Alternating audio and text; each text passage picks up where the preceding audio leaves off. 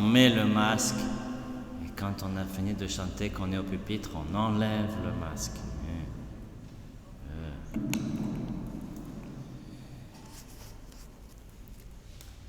Du coup, le fait que je vous vois tous les deux, ça me fait penser au moment où vous avez préparé votre profession de foi. On avait parlé de la Trinité et vous aviez posé des questions. Je ne sais pas si vous vous souvenez, Louis et Baptiste, Jean-Baptiste, Baptiste. Et du coup, ça nous fait poser aussi à nous des questions, cette Trinité. Très compliquée à exprimer, pas facile à traduire en des mots. Nos amis de religion monothéiste, juifs et musulmans, nous posent sans cesse ce pourquoi de ce Dieu que nous disons trois en un. Et parfois ne comprennent pas toujours qu'il est vraiment un lorsque nous nous exprimons, et c'est vrai que parfois nous avons du mal à exprimer cette unicité de Dieu, un seul Dieu, présent en trois personnes. Berk, ce mot de personne traduit mal ce que nous voulons dire lorsque nous disons que Dieu est un et trois.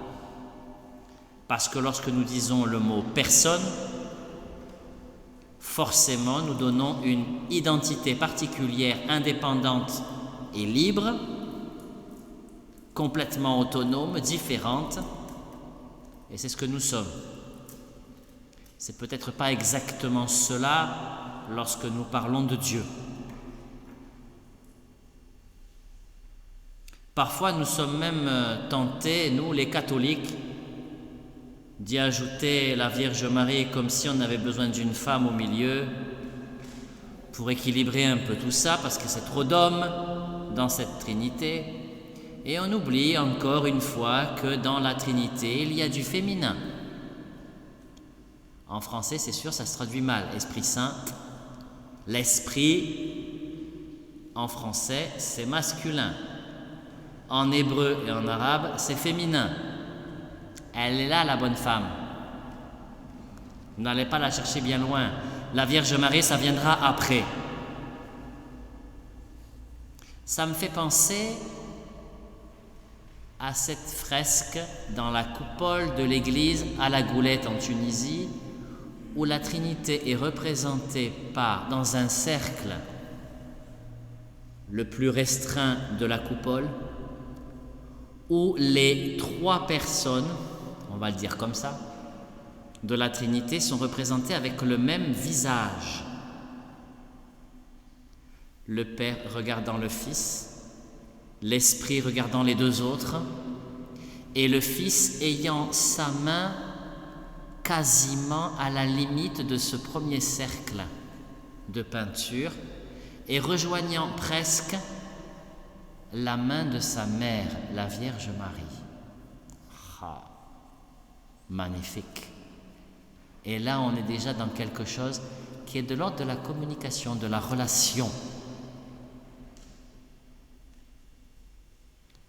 C'est compliqué pour nous de l'exprimer, mais nous avons un Dieu qui est en perpétuel mouvement. Et nous n'avons pas attendu le 21e siècle des grandes communications, Internet et autres,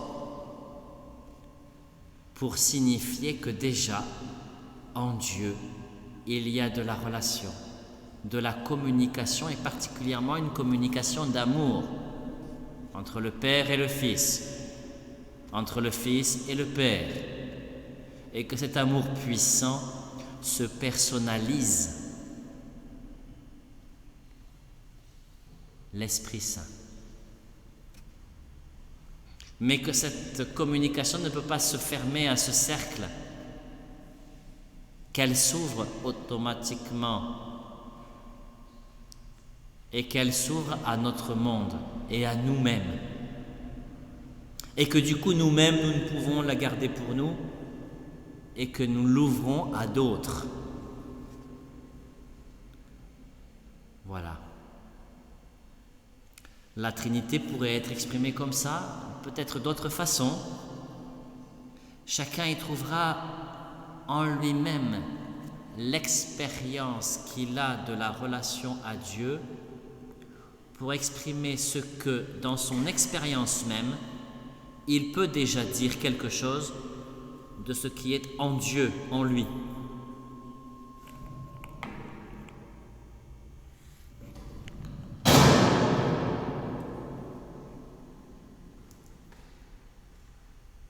Vous avez remarqué que les textes d'aujourd'hui, on pourrait dire, on se demande pourquoi ils les ont pris.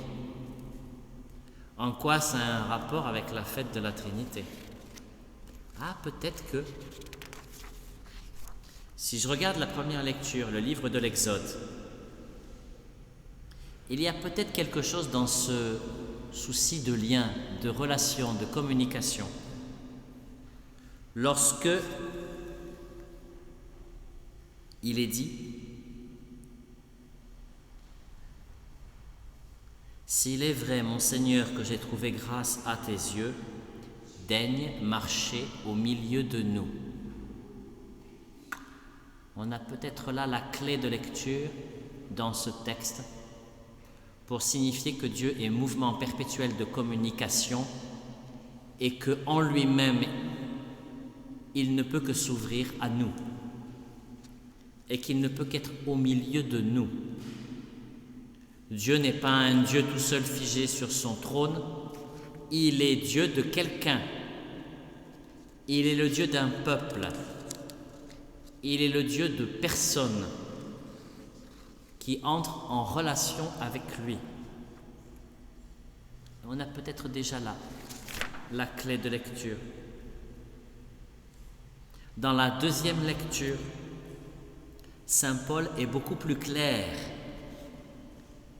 et il dit quelque chose que nous reprenons régulièrement en liturgie, que la grâce du Seigneur Jésus, l'amour de Dieu et la communion du Saint-Esprit soient toujours avec vous.